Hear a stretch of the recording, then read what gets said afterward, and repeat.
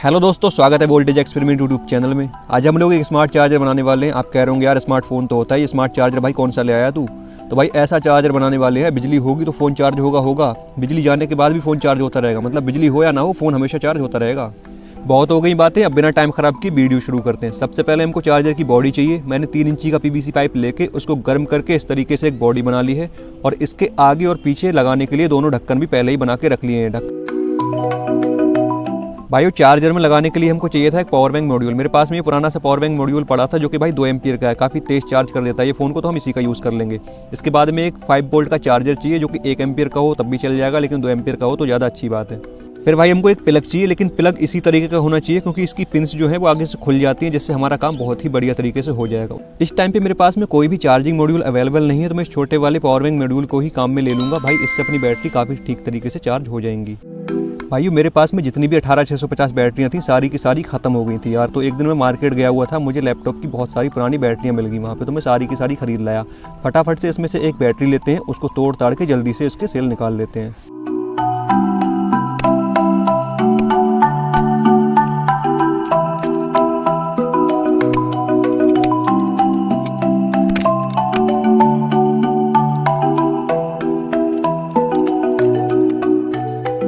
भाइयों सारी मेहनत बर्बाद हो गई, इसके अंदर तो एक भी सेल ठीक नहीं है। हो सकता है चार्ज करके एक आध सेल ठीक निकल आए, लेकिन इससे अपना कोई फ़ायदा होने वाला नहीं है। तो अपने पास में बहुत सारी बैटरियां तो पहले से ही हैं, मैंने दूसरी बैटरी लेकर उसको तोड़ लिया है। HP की एक बैटरी थी, उसके अंदर 4 बैटरियाँ ही निकली और चारों एकदम ओके निकली। भाइयों चार्जर में हमको 3 बैटरियाँ लगाना है क्योंकि 3 से ज़्यादा उसके अंदर आ नहीं पाएंगी। तो मैंने 3 बैटरियाँ लेके इनके नेगेटिव एक साथ जोड़ लिए और पॉजिटिव एक साथ जोड़ लिए। मतलब इन तीनों बैटरीज को पैरेलल में कनेक्ट कर लिया है। सबसे पहले इसके अंदर इस वाले ढक्कन को चिपका लेना है। तो मैंने भाई वीडियो को यहाँ पे फास्ट फॉरवर्ड कर दिया क्योंकि चिपकाने में थोड़ा टाइम लगने वाला है। तो आप म्यूजिक एंजॉय करो और बस मैं चिपका के मिलता हूँ।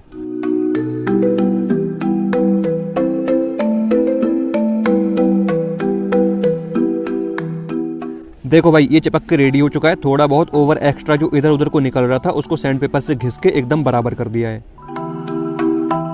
अब ये वाला प्लग जो हमने लिया था इसको लेके फटाफट से इसको खोल लेना है।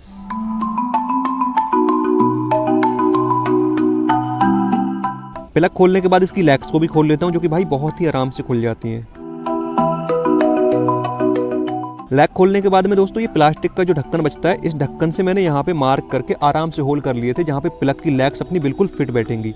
तो इन लैग्स के अंदर एक एक वायर जोड़ के मैं फटाफट से इसके अंदर फिट कर लेता हूँ।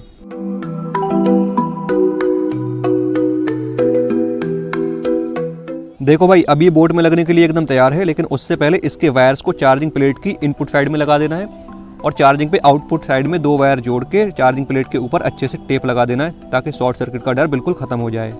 पावर बैंक मॉड्यूल में से मैंने दोनों कनेक्टर निकाल दिए जिनकी हमको बिल्कुल भी ज़रूरत नहीं थी। इसका जो चार्जिंग वाला सॉकेट होता है उसकी राइट लेग जो होती है वो पॉजिटिव की होती है और लेफ्ट वाली नेगेटिव की होती है। तो चार्जर की प्लेट में से जो 2 वायर आ रहे हैं उनको मैंने उसी तरीके से कनेक्ट कर लिया है।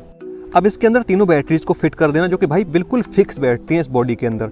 बैटरी के नेगेटिव पॉजिटिव के साथ में एक एक एक्स्ट्रा वायर जोड़ के पावर बैंक मॉड्यूल या चार्जिंग मॉड्यूल जो ठीक लगे वो आप बोल लो, उसके नेगेटिव पॉजिटिव के ऊपर लगा देना। भाई नेगेटिव पॉजिटिव बिल्कुल साफ लिखा होता है, कोई दिक्कत नहीं है।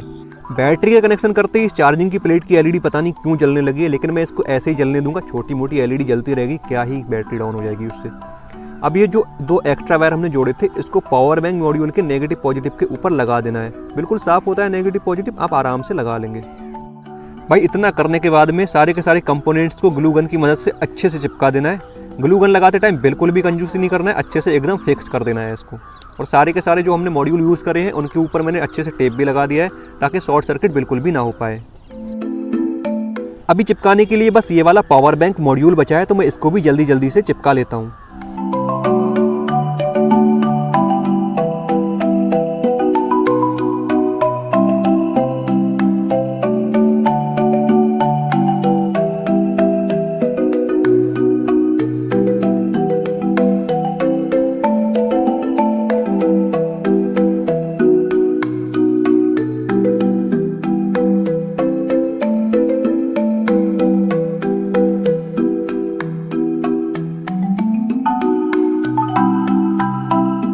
भाई जल्दी जल्दी से मैंने इसको चिपका लिया है और अपना चार्जर अब बन के एकदम कंप्लीट हो चुका है। कुछ भी करने की ज़रूरत नहीं है। इस चार्जर में यहाँ पे एक बटन है जिसको दबाएंगे तो ये अपने परसेंट दिखा देता है कितने % चार्ज है।